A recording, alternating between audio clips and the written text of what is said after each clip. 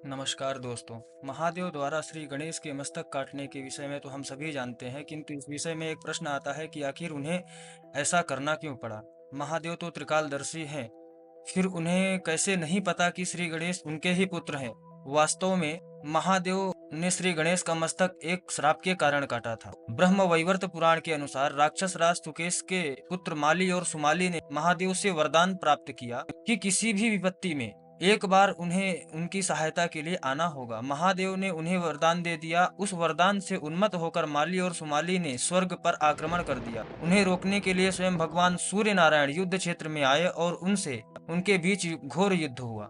माली और सुमाली वीर अवश्य थे, किंतु सूर्य देव के तेज का सामना नहीं कर पाए। सूर्य देव ने घोर युद्ध कर उन्हें परास्त किया और फिर वे दोनों भाई सूर्य देव के तेज से जलने लगे। अपना अंत निश्चित जानकर उन दोनों ने महादेव का स्मरण किया। वरदान के कारण महादेव स्वयं वहां आए और सूर्य देव को उन पर प्रहार करने से रोका, किंतु दोनों असुरों को अकेले परास्त करने के मद में सूर्य देव ने महादेव के रोकने पर भी उन दोनों पर अपने भीषण तेज प्रहार कर दिया। इससे माली और सुमाली के शरीर पर कोढ़ फूट गया और वे दोनों अचेत होकर गिर गए। अपनी ऐसी अवहेलना देखकर भगवान रुद्र को बड़ा क्रोध आया। उन्होंने क्रोध में आकर अपने त्रिशूल से सूर्य देव पर प्रहार किया, जिससे उनका सर उनके धड़ से अलग होकर गिर गया।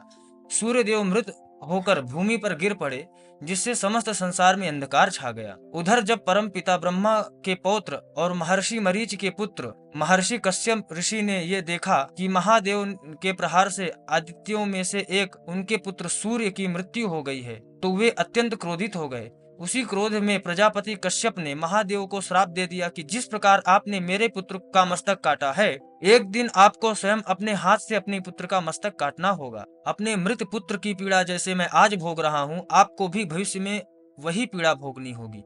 महादेव को ऐसा श्राप देने के बाद महर्षि कश्यप का क्रोध कुछ कम हुआ और उन्हें अपने उस श्राप पर बड़ी ग्लानि हुई। तब ब्रह्माग्नि ने महादेव से कहा कि सूर्य देव के न रहने पर पृथ्वी पर जीवन का नाश हो जाएगा। उनके इस प्रकार कहने पर और महर्षि कश्यप के दुखों को देखकर महादेव ने सूर्य देव को पुनः जीवित कर दिया। तब महर्षि कश्यप ने महादेव से क्षमा मांगते हुए उनसे अपने श्राप का निवारण करने को कहा, किंतु महादेव ने कहा कि आप प्रजापति हैं, इसीलिए आपका वचन झूठा नहीं हो सकता। भविष्य में जो होना है वो होकर ही रहेगा। इस पर महर्षि कश्यप ने कहा कि हे महादेव, मेरे सम्मान के लिए अपने पुत्र का जीवन ले केवल आपके लिए ही संभव है, किंतु जिस प्रकार आपने मेरे पुत्र को जीवन दान दिया है, उसी प्रकार आप अपने पुत्र को भी जीवन दान देंगे।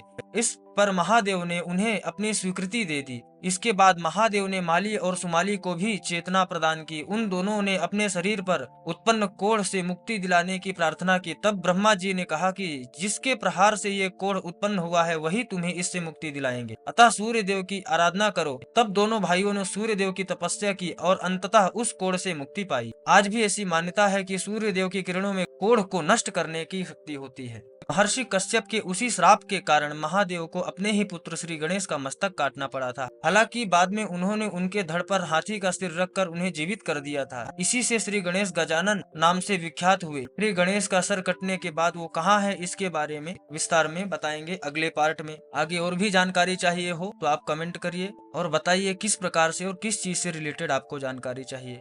हम जरूर उसके ऊपर वीडियो बनाएंगे और आप तक पहुँचाएंगे। जय श्री राम।